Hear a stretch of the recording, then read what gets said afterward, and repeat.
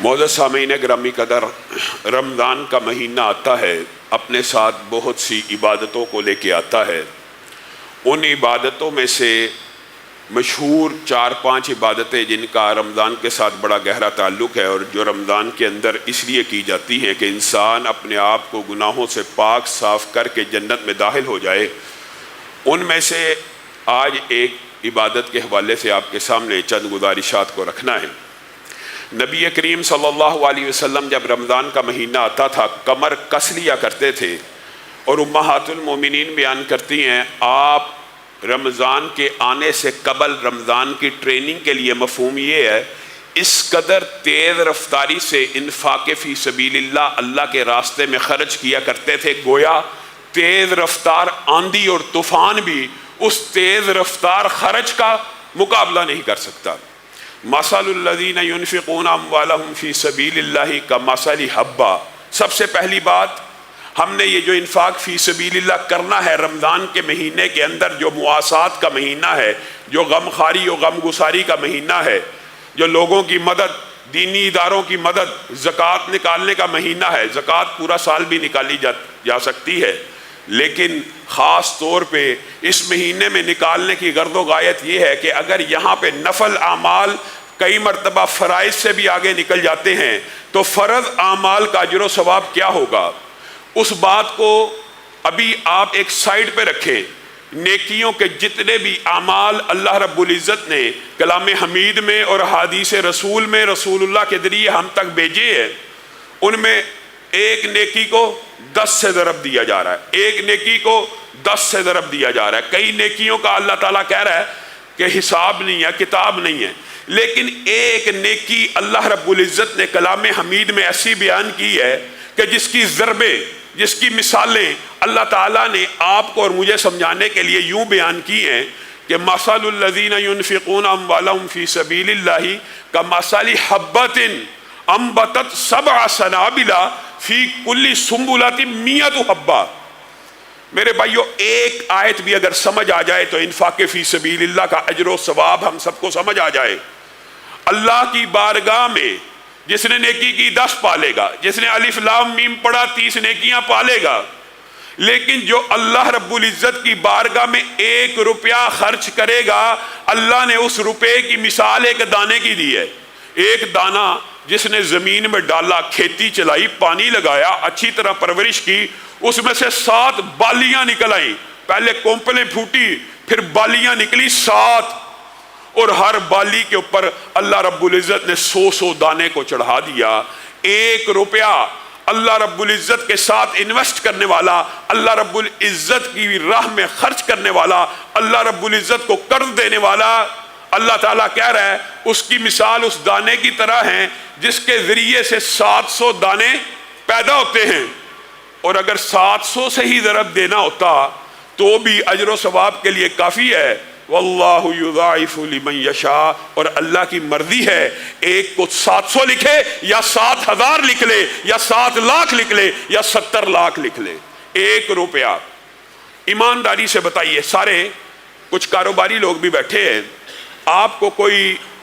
Investor guarantee دے، اور آپ جس کے ساتھ انویسٹ کرنا چاہتے ہیں کوئی تاجر گارنٹی دے، آپ مجھے 1 روپیہ دینا، میں کتنا لکھوں گا؟ 700 روپے لکھوں گا۔ آپ مجھے 1 لاکھ دینا، میں 700 لاکھ لکھوں گا کہ آپ کی انویسٹمنٹ 700 لاکھ ہے۔ دنیا کا کوئی غافل اور پتہ بھی ہو کہ ایماندار ہے اور لکھ بھی دے گا تو کوئی بیوقوف ہی ہوگا جو اس کے ساتھ انویسٹ نہ کرے اور اس کے ساتھ تجارت نہ کرے۔ اور اگر وہ کہے 1 روپیہ انویسٹ کرو گے بدلے میں 700 دوں گا، 1 لاکھ دے دو گے بدلے میں 700 لاکھ دوں گا،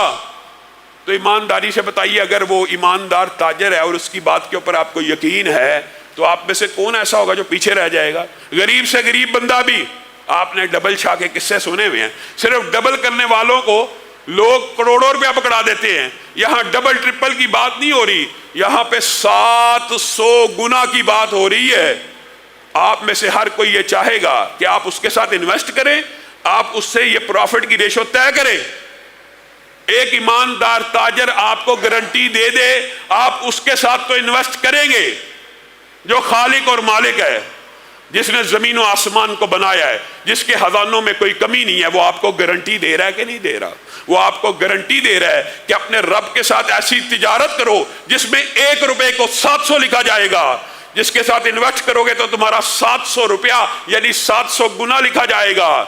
یہ ایسی تجارت ہے جس کو اللہ رب العزت نے خود آگے کلام حمید میں تجارت لن تبور، یہ ایسی تجارت ہے جس میں کوئی خسارہ ساری زندگی تا قیامت ہونے والا نہیں ہے۔ اور پھر اللہ رب العزت نے بھی سمجھانے کے لیے کوئی کسر نہیں چھوڑی، ان تقرضوا اللہ قرضا حسنا یضاعفہ لکم، اگر تم اللہ کو قرض دو گے، اللہ اکبر، دیا اللہ نے، پیسہ اللہ نے دیا، مال اللہ نے دیا، صلاحیت اللہ نے دی، ہاتھ اللہ نے دیے، دماغ سوچنے والا اللہ نے دیا، اور اللہ کہہ رہا ہے ان تقرضوا اللہ قرضا حسنا، اگر تم اس مال میں سے جو میں نے ہی دیا ہے مجھے ہی قرضہ دو گے، مجھے ہی قرضہ دو گے، یضاعف لکم، تمہارے لیے بڑھا چڑھا کے واپس کروں گا۔ اور اگر صرف یضاعف ہوتا تو کافی ہے، پچھلی آیت میں بھی گزر گیا، ویغفر لکم کی بھی بات اللہ رب العزت نے کر دی۔ یہ رمضان کے ساتھ جو خاص تعلق ہے انفاق فی سبیل اللہ کا وہ یہ ہے، ویغفر لکم، اور اللہ رب العزت صرف تمہارے پیسے کو بڑھا چڑھا کے واپس نہیں کریں گے۔ انفاق فی سبیل اللہ کی گرد و غایت یہ بھی ہوتی ہے کہ انسان اپنے گناہوں کو دھو دے، رمضان کا مہینہ آیا ہے، گناہوں سے پاک ہو جائے۔ وَيَغْفِرْ لَكُمْ، صرف قرضہ دینے والا اللہ کو، اللہ اس کو بڑھا کے واپس نہیں کرے گا، بلکہ کیا کرے گا؟ اس کے سارے گناہوں کو بھی معاف کر دے گا۔ وَاللَّهُ شَكُورٌ حَلِيمٌ۔ اور اللہ تعالیٰ نے آیت کے آخر میں جو بات کہہ دی ہے، آپ کو اور مجھے شرم کرنی چاہیے، واللہ شکور حلیم، اپنے رب کو قرضہ دینے والے، تیرا رب بڑا قدردان ہے، تیرا رب بڑا شکریہ ادا کرنے والا، اور شکر گزار تو بندے کو ہونا چاہیے۔ اللہ تعالیٰ کہہ رہا میں شکریہ ادا کرنے والا ہوں، میں بڑا قدردان ہوں، جو مجھے دے گا بڑھا کے واپس کروں گا، جو مجھے دے گا مغفرت کر دوں گا، گناہوں کو معاف کر دوں گا، جو مجھے دے گا وہ مجھے بڑا قدردان پائے گا، اور مجھے بڑا بردبار بھی پائے گا، نرم مزاج بھی پائے گا۔ گویا اسی لیے مفسرین اور محدثین نے لکھ دیا کہ اللہ کے غضب کو، قبر کی گرمی کو، حشر کی گرمی کو مٹانے والی اگر کوئی چیز ہے، اللہ کے غضب کو مٹانے والی کوئی چیز ہے تو صدقہ ہے، کیونکہ اللہ تعالیٰ بردبار بھی ہے اور قدر دان بھی ہے۔ صحیح حدیث کے الفاظ ہیں، صحیح حدیث کے، کہ قبر کی